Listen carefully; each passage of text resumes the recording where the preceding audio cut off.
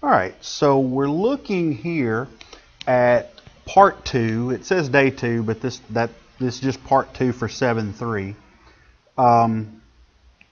And we're going to be looking at what's called the disc and washer methods of finding the volume of a solid of rotation.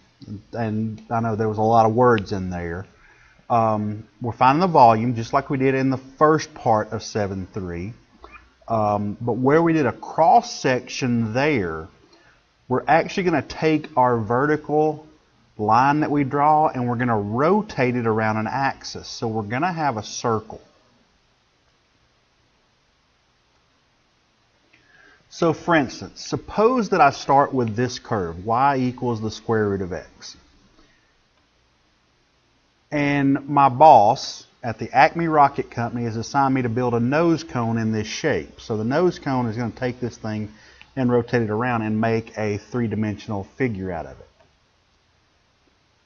So if you put a piece of wood in a lathe, turn it down to the shape to match the curve, what would the volume of this thing be? In other words, if it was solid, how much plastic would you need to actually make it? That would be a calculation that you would do, in real life.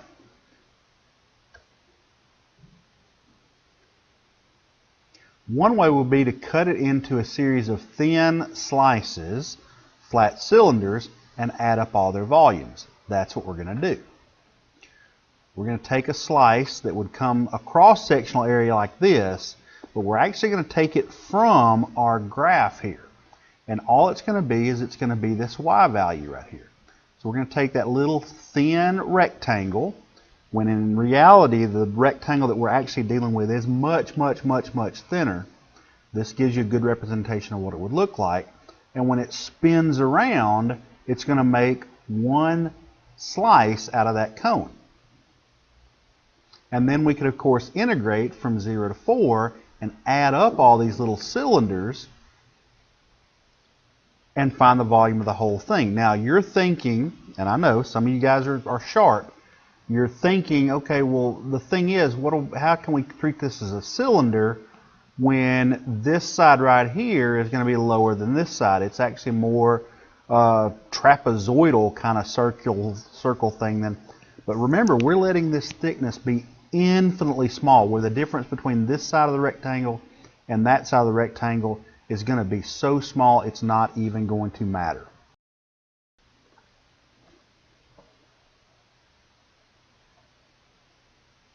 All right, so the volume of each one of these flat cylinders is just pi r squared, the area of the circle, times the thickness.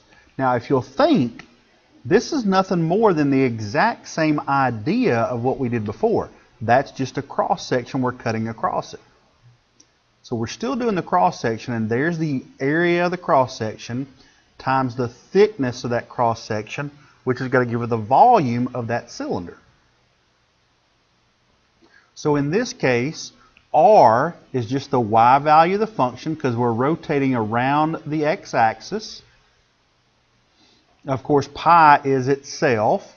And what's the thickness of this thing? Well, the thickness is a measurement in in x. So this is going to be a dx.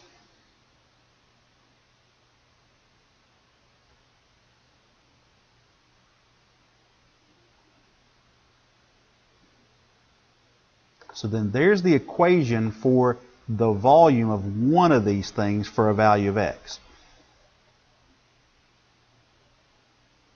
So if we add up all the volumes using integration, we're going to integrate from this value of x to that value of x. Remember, this variable, this thing at the end, once we set that, we're telling ourselves what these have to be in terms of, what any functions in here have to be in terms of.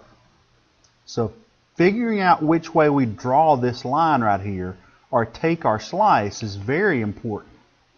So when we integrate 0 to 4 of pi squared of x squared dx, of course this is going to simplify to just pi times x.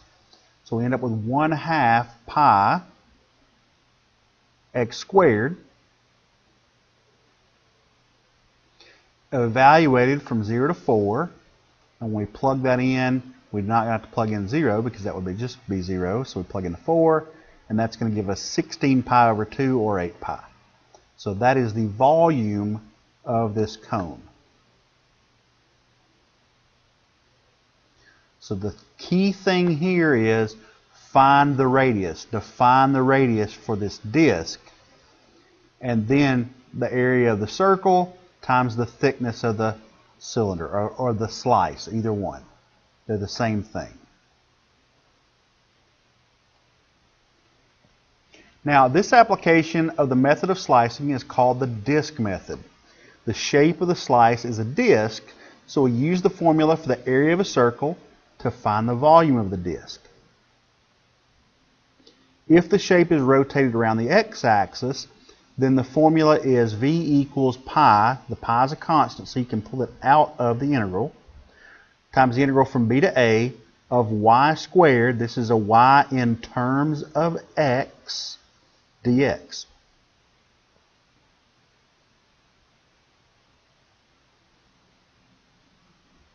We don't take formula quizzes, so ignore that.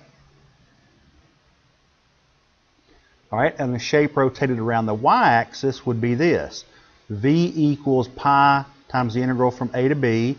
These would be b values with the upper and lower bounds also, times x squared. This is the function solved for x squared. The function will be in terms of y here, times dy.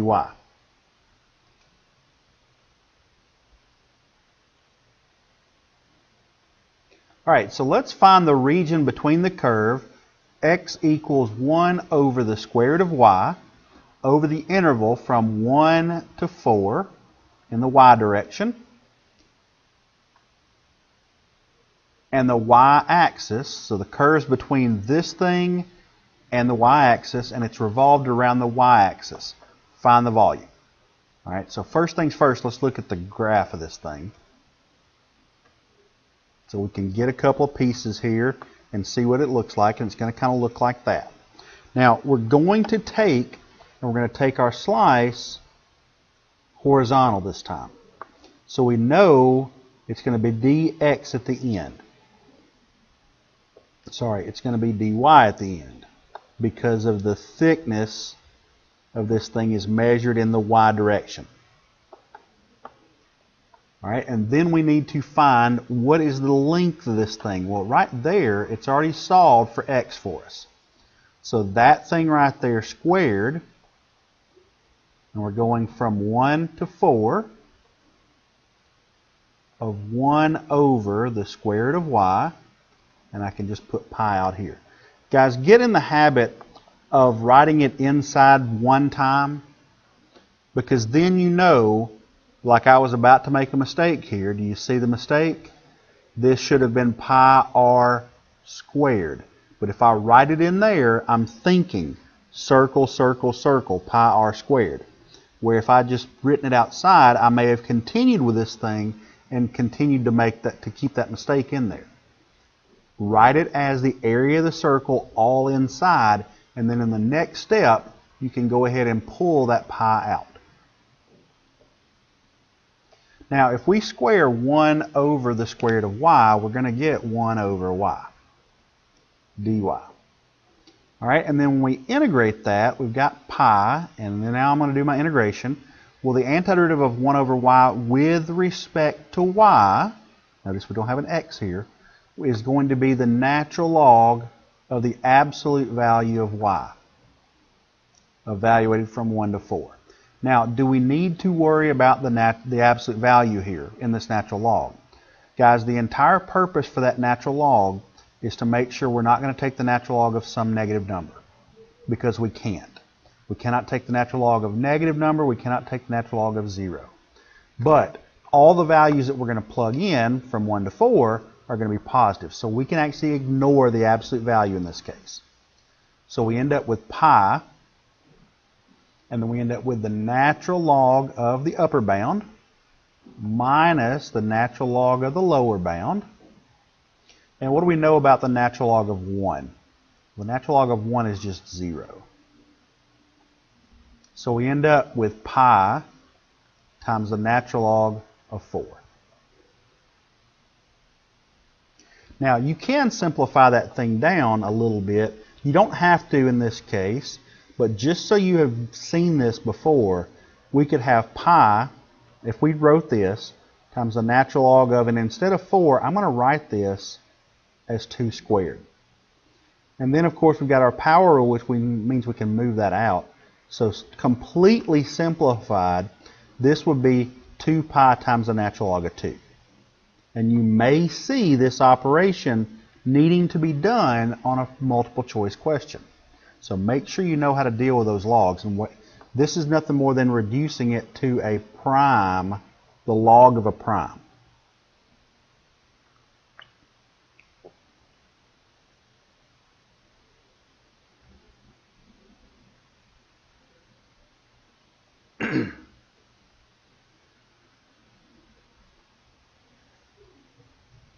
All right, now this one is the same version, but it's going to be way bigger. This is the equation for x. You can practice that in the calculator if you want to, but you end up with 27,700,000 cubic feet of water for the cooling tower.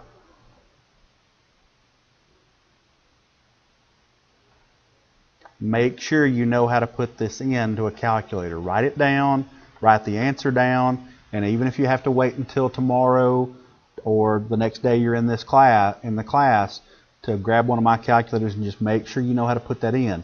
If you have trouble, you need to ask. Using the calculator is on you. You've got to practice. All right, now we're going to go into a little different type. And here's what we're going to do. We've got the region that is bounded by y equals x squared and y equals 2x. That's this region in between the blue lines here, blue curves, is revolved around the y-axis, like so. Find the volume. So essentially what we have here is that same nose cone we dealt with at the very first, and then we took a pointed drill bit and drilled out of it. So it's actually hollow, but it's not completely hollow all the way. It just has a thin layer outside. Some places are thicker and some places are thinner, so it changes there. But we're going to find the volume, or the amount of material in this thing. Now if we use a horizontal slice like this and we spin that thing around the y-axis, notice we get a disc, but we also get a disc that has a hole out of the middle. The disc now has a hole, which makes it a washer. So that's where the washer method comes in. When we're dealing with the washer method, we're dealing with two functions where we're finding the difference of the two. And with the disc method, we only have one function. We're rotating around an axis. Now, nothing else changes except for if you were to, let me draw something here for a second. Get this and this. And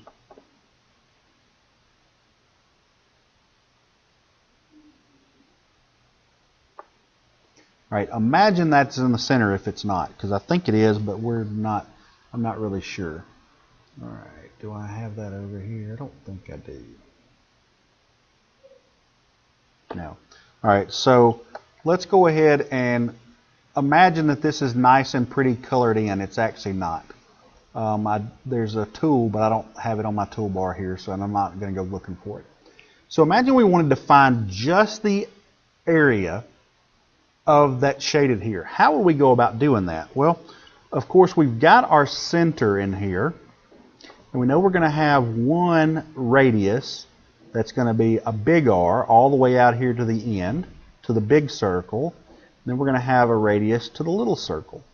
How would we find the area of the circle of this, just the donut part or the washer part? Well, we would find the area of the big circle, and we'd take away the area of the little circle. So you would have pi capital R squared minus pi little r squared. So now that right there would be the area of one slice. And then of course if we take that and we multiply by the thickness of this, the thickness of that's going to be in the y direction again, then that's going to be the volume of the washer. And then what's left? All we do is we integrate, and that's going to find the volume of the whole thing. We would integrate from 0 up to 4. So that's the how of what we're going to do, or that's the what of what we're about to do. So now let's actually break it in and get to the how. Fill this stuff in.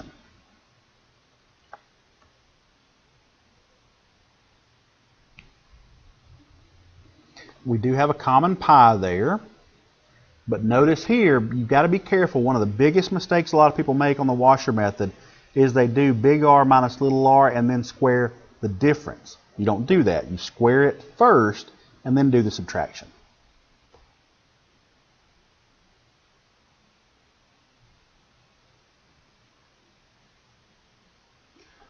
All right, so out here we've got y equals x squared, but since we're doing dy, we're going to have to solve that for terms of y. So we're going to solve for x, and that means we're going to have x equals the square root of y. And we're going to have to do the same thing with the inside one. Y equals 2x. Well, that means x equals 1/2 y, or y over 2. All right, so there are two r values. And which one's the largest one? Well, the one that goes out to the y equals x squared graph, so this one over here. So we end up with the square root of y here, squared, minus y over 2 squared dy. And we're integrating once again from 0 to 4. Our bounds are always based on this variable over here. And these functions in here have to be functions in terms of that variable right there. Otherwise we can't integrate it. So let's simplify in here a little bit. Well, the square root of y squared is just going to be y.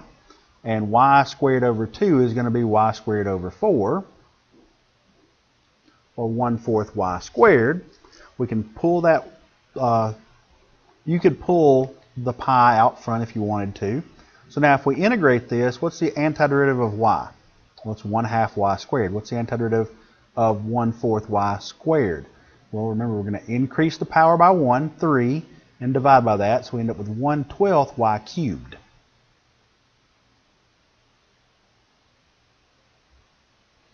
So here's our antiderivative, and when we plug the 4 in, we're going to end up with 16 over 2, which is 8, and here we're going to have 64/12, and when we plug in 0, we get nothing. And 64/12 had a common factor of 4. That's where the 16 over 3 comes from. So then we've got to get a common denominator, since that won't reduce anymore. You get 24 over 3 is equal to 8. 24 over 3 minus 16 over 3 gives us 8 over 3 times pi, so we get 8 pi over 3.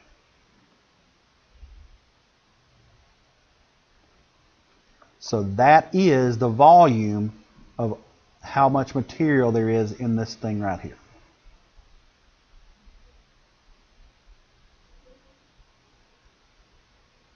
So always start off, guys. Don't worry about memorizing a formula. More than anything, I want you to understand the why. Big circle minus little circle to find the area of the cross section, times the thickness to get the volume. Once you have the volume of one slice, integrate over whatever interval you have to integrate over, and you're done. Don't try to memorize a formula. Understand the why of what we're doing.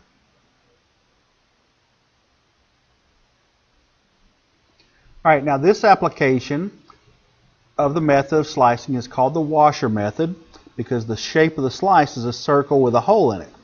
So we subtract the area of the inner circle from the area of the outer circle. That's the area of the washer. So the washer method formula is pi times the integral from a to b of r, big R squared minus little r squared dx. Or you could change this to dy.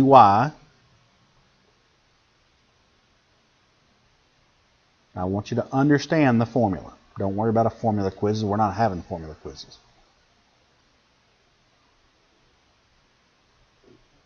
All right, so let's take the exact same region that we have right here, except we're going to rotate this around the line x equals 2. So we're going to have a vertical line right here, and we're going to rotate it around this way. So now we have a cone that has some of the inside taken out of it. Now, here's the thing you've got to get, and you need to understand. Let me see if I can zoom in a little bit here. Now, where is the radius of a circle? Where does it always originate? It originates from the center of the circle. So when we're looking at this, we've got to understand that we're starting at 2, and we're going all the way to this side for big R. We're starting at the center, and we're going out for little r. So now, now you got to remember, you're measuring this thing in the y. So let's look. If we go from here all the way out to here, in this case, that's 2, because this line is at x equals 2. Now, if we took that entire length right there, what amount are we going to take away to get the purple line here? Well, we're going to take away this part right here. Well, what is that? That's an x value. But in this case, it's the x equals y over 2. So if we take that part right there away, then we have just the big R that we need. So big R is equal to 2 minus y over 2. Now, what about for the little r? Well, if we look at the little r, we can think about it much the same way. What's the distance from here all the way over to there? Well, it's 2. What do we take away to get just the blue line? Well, we take away that part right there. Well, what is that value right there? Well, once again, it's an x value, but it's the x value going out to the parabola thing. So that means it is 2 minus whatever this green line would be in terms of x, which would be what? The square root of y.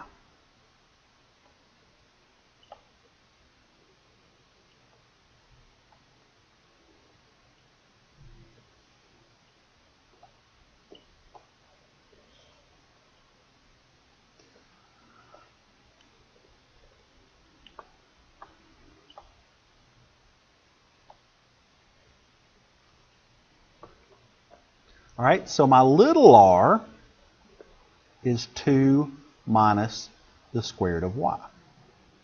All right, so let me get back to normal size here.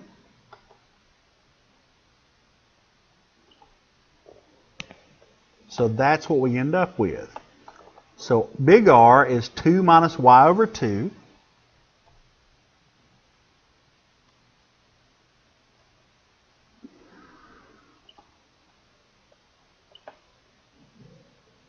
And the inner radius is 2 minus the square root of y. So notice that flipped. Before we used the big R with the square root of y and the little r with the r. But when we flipped and our axis of rotation is over here on the other side, our long radius uses the other one, and our short radius uses its opposite as well. So it flipped around on us. All right, so our equation is still area of the big circle minus area of the little circle. The common pi was factored out here. So what do we have? Well, here's what we end up getting. We end up, when we plug everything in, the volume is pi from 0 to 4, integrating. Big R, like we said, is 2 minus y over 2. Quantity squared. Minus little r squared. 2 minus the square root of y, quantity squared, dy. Now, guys, be careful. Don't go in here and say, okay, well, that's 4 minus y squared over 4. No, it's not. You've got to FOIL that. You've got to FOIL this also before you can do any simplification between there. So make sure you do that.